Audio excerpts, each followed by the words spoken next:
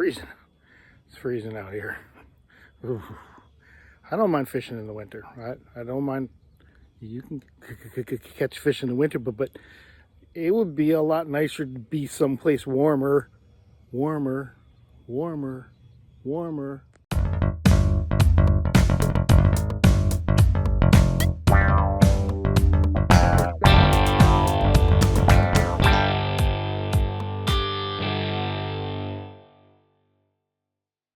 All right, this is the story all about our trip to Middle Caicos, and it was an experience to get to this place. It's not that easy. First, we had to take planes. Actually, I had to take 2 planes just to get to the main island of Turks and Caicos. Then we had to get in a taxi cab, and the taxi cab was going to drive us on the wrong side of the road to the ferry. So then there's a ferry, because you have to go from the regular Turks and Caicos Island over to North Caicos, and the only way to get there is by boat. So the big strong guy put our luggage on top of the boat, and the rest of us jumped in, and the boat driver started to take off, and he had 300s on the back of this boat, so we had some serious horsepower. When we got to North Caicos, we had to rent a car, and the roads were a little bumpy, as you can tell here.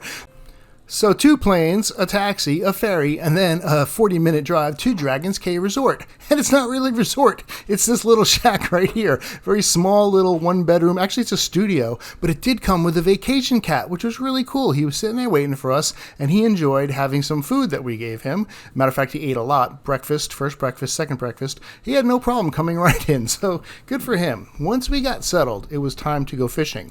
First, we had to find the beach. We had to travel through the 7 layers of the candy cane forest, past the swirly whirly gumdrops, past this cave thing here. Where are we going? Where is the beach? Down and down and down to the bottom of the cliff, and we finally get to what is called Dragon Cay, and we found the beach, and there is nobody there. And I got out my travel rod, and I hooked it up with, you know me, it's a double drop rig, 4-ounce weight, and some shrimp, which I bought at the grocery store, which isn't really a grocery store. It's more like the beach pantry. It's a small little stop. But they did have some shrimp, which I bought. And then I just decided to fish near some rocks, and I got hung up many times, but I did catch some fish, including this little scary guy here. I don't know, what is it, a parrotfish or something? Like, you guys know what this is. I don't know. Once I leave North Carolina, I don't know what the fish are. I do know he was super slippery, and I couldn't really hold him. Every time I tried to grab him, he kept slipping away, and he had these sharp little teeth, and he so wanted to bite me. So I finally got him off the hook, and then a wave came up, and I was able to let him go. So I fished some more. Now, these little guys were devils, because they would take the bait, and they could easily get it. They like just grab it, and then they take it under a rock. And that was the last you were going to see of your rigs. Like I said, I did lose 4 rigs the very first day fishing here. And then the waves were coming up and crashing, which was crazy too. But I did manage to get a couple of these guys, whatever they are, this little slicker here. This time I got a little smarter. I said to myself, let me get the pliers. I'll just take the pliers. And when the wave comes up, I'll just make sure he falls into the water. Watch this, catch and release right here. Wave, drop. There you go. You're free. And then I got some, I was hoping I was going to catch some snapper. And this looks like some kind of snapper, right? Does anybody know what these fish are? I should probably look it up before I made the video. Right? I have no idea. It's a spotted snapper. Look, he's got a spot on him. I also did catch some more fish, but my camera battery died, so this is all you get to see from this fishing on the beach right here. But in a few minutes, I'm going to get on the boat. We're going to do some real fishing. So I also caught some jacks, and that was fun. They were giving a little tug. Now this place here is a restaurant up on top of the overlooking the Cay, and it was very windy up there, so I dropped my menu. And this is the only restaurant there. It's open from like 3 to 4. It's like never open. But when you get in there, you can get some food, which I was able to say, oh, they got some conch burgers, and I do like conch, and they had some fish burritos, but I decided to go with the conch because I do like conch. And Kim got some fried conch, and I got some cracked conch sandwich, and it was pretty good. And they do have beer there. This was Down the Road IPA, which is the Turks and Caicos beer. The next day, we decided to go to another beach. This is Bambarra Beach. I don't know what it's called, but there was a sea turtle there, and he saw me. And once he saw me, he decided he did not want me filming him anymore, so he sped off rather quickly. Look at that thing book. Water was beautiful there, but there were a lot of bugs. There's a mosquito right there. And then Kim was smart enough that she brought the bug spray. She's like, you need the bug spray. At one point, I had mosquitoes basically all over my legs, so it was great to have the bug spray and spray some of that on. There was a lady there at the shack, and she was making drinks, and she was basically a mixologist and a chef. She also made us some of the best lobster I've ever, they catch the lobster right there. It is lobster season. So they would actually have the guys in the boats catch the lobster, and she would fry them right up there in that little shack. And I was like, oh my God, it was so good. And I ain't gonna lie, is all about catching fish and how big they are. I ain't gonna lie, this is how big this fish was.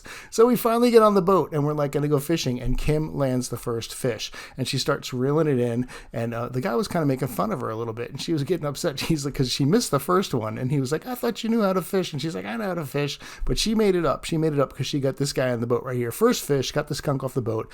Barracuda.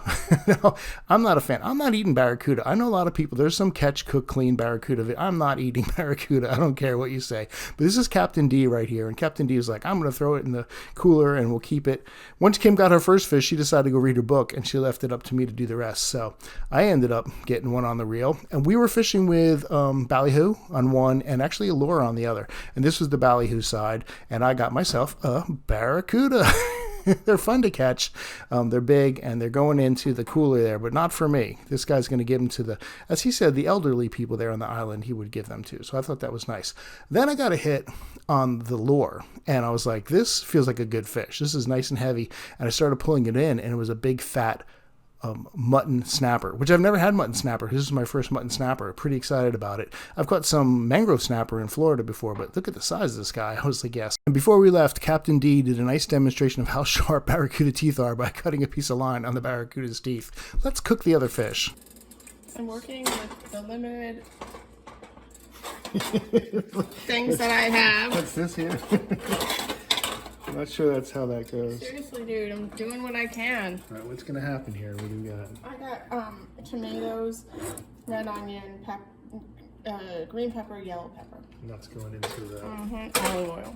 oil. And this is already the fish pepper shells. This one good. And then over here we got,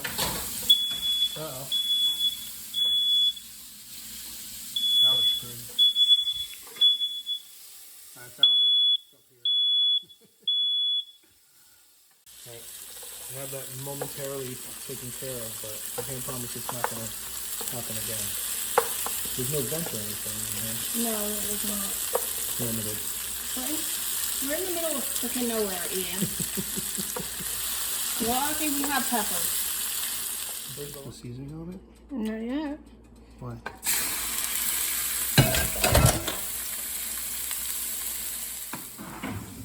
We got the pepper mixture, got some salsa, got the things ready to go, some sour cream, plates.